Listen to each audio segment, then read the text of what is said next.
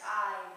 I used to be pretty before him, and he proposed, till death do us part. I accepted, except I didn't know that the afterlife crept in between his fingertips, his hands, grabbed my waist, and he fucked me dead, Grim Reaper sight.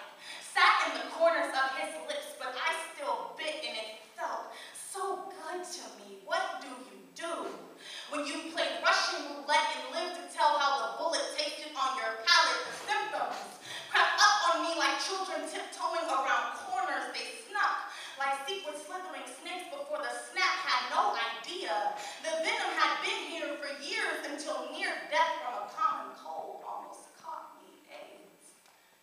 Acquired immunodeficiency syndrome sits within the crevices of my bloodline. The doctor says medication is too past due to do any good. I have 48 days and my own prescription take 3 men every 6 hours.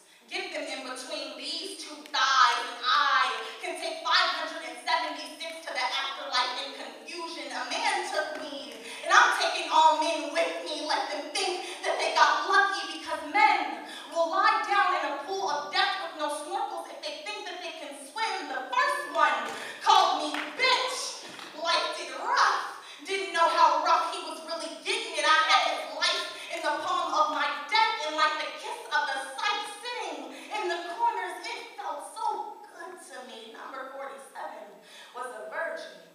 He unfolded me like a notebook, unsure of what to write on the pages. I almost felt bad for him.